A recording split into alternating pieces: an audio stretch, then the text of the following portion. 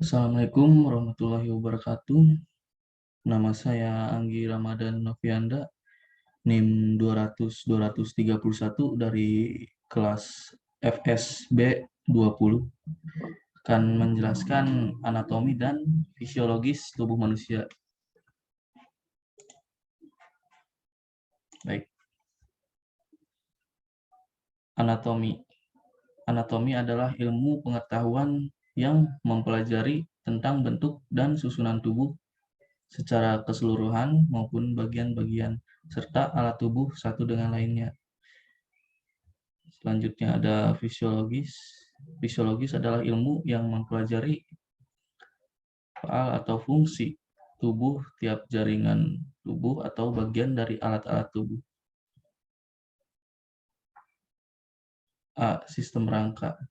Sistem rangka manusia adalah rangkaian tulang dan sendi yang menjadi dasar bentuk tubuh manusia. Dengan adanya sistem ini, manusia dapat bergerak dan berbagai organ penting di dalam tubuh pun dapat terlindungi. Manusia umumnya terlahir dengan 300 tulang. Fungsinya sistem rangka ini adalah penyangga tubuh, melindungi organ dalam, membantu pergerakan, produksi sel darah, dan cadangan mineral. Ini contoh gambarnya.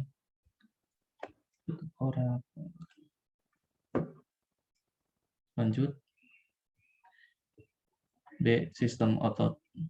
Sistem otot adalah sistem organ pada hewan dan manusia yang mengizinkan makhluk tersebut berkampanye. Sistem otot pada vertebrata dikontrol oleh sistem saraf maupun beberapa otot seperti otot jantung bisa berkampanye secara otonom.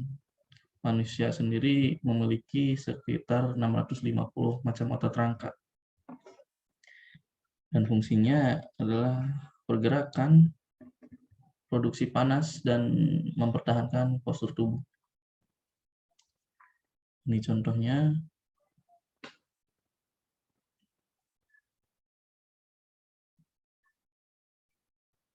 Baik, lanjut.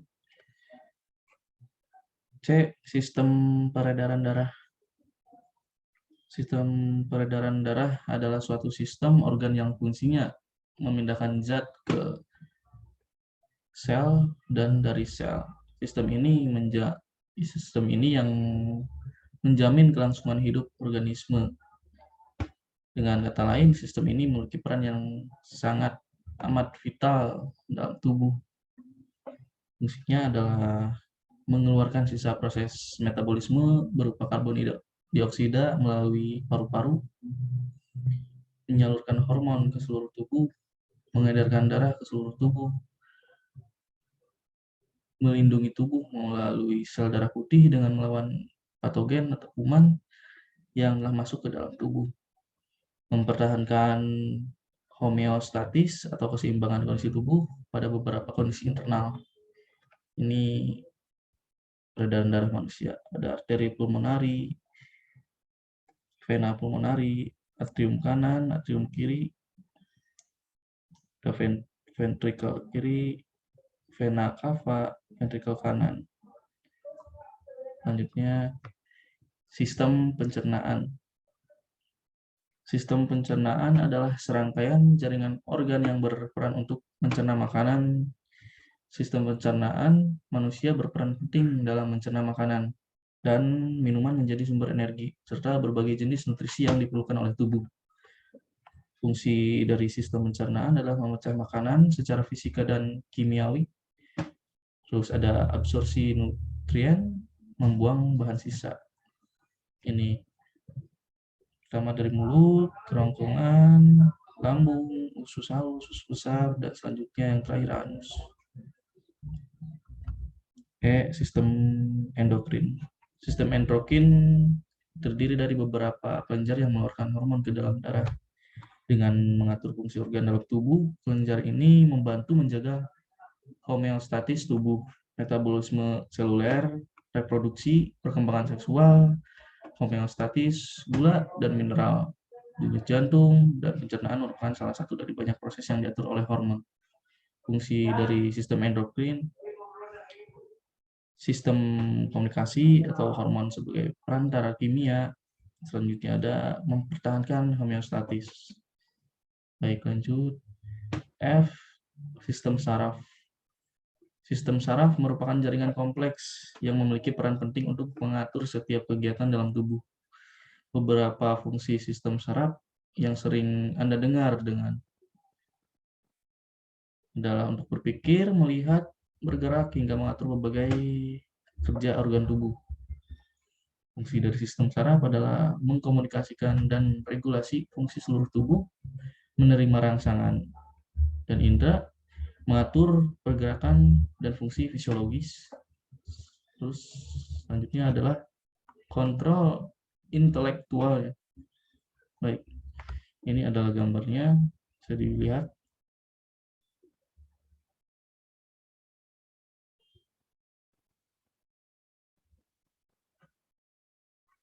Baik, lanjut. G. Sistem pernapasan. Sistem pernapasan pada manusia adalah sekumpulan organ yang terlibat dalam proses pertukaran gas, oksigen, dan karbon dioksida dalam darah. Seseorang dapat dikatakan memiliki laju pernapasan normal apabila ia bisa bernapas sebanyak 12-20 kali per menit dalam berlangsung secara berkesinambungan. Fungsi dari sistem pernapasan adalah menyerap oksigen dari luar tubuh ke dalam tubuh, mengeluarkan karbon dioksida, dan membantu regulasi pH darah. Ini dia.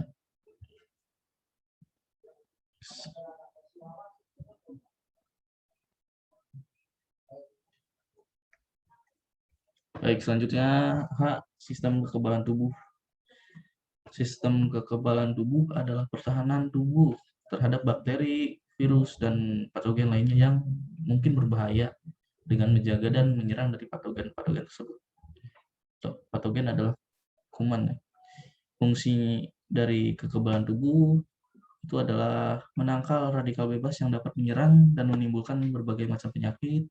Selanjutnya ada pertahanan tubuh manusia dari kuman, virus, bakteri, dan lainnya.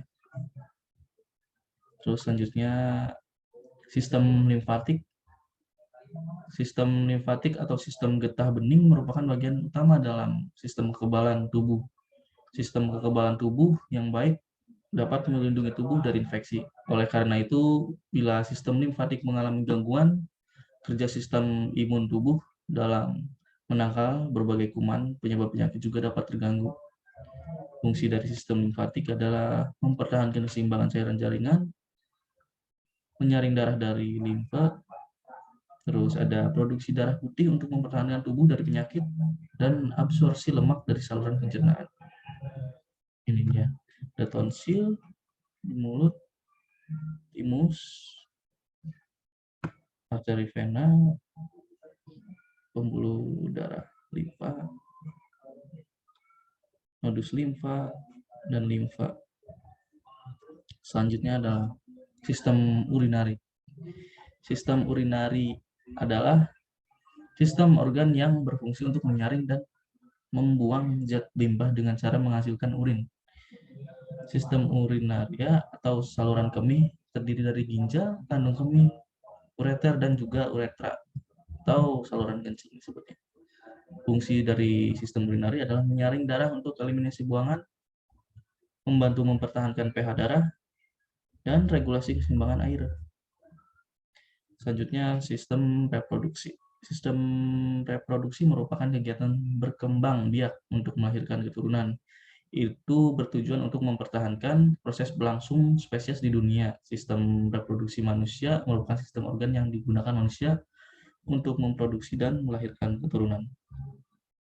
Fungsi dari sistem reproduksi ini adalah produksi hormon, produksi sel sperma dan telur untuk direproduksi.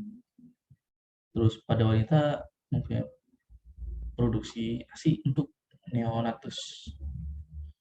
Ini dia sistem reproduksi manusia.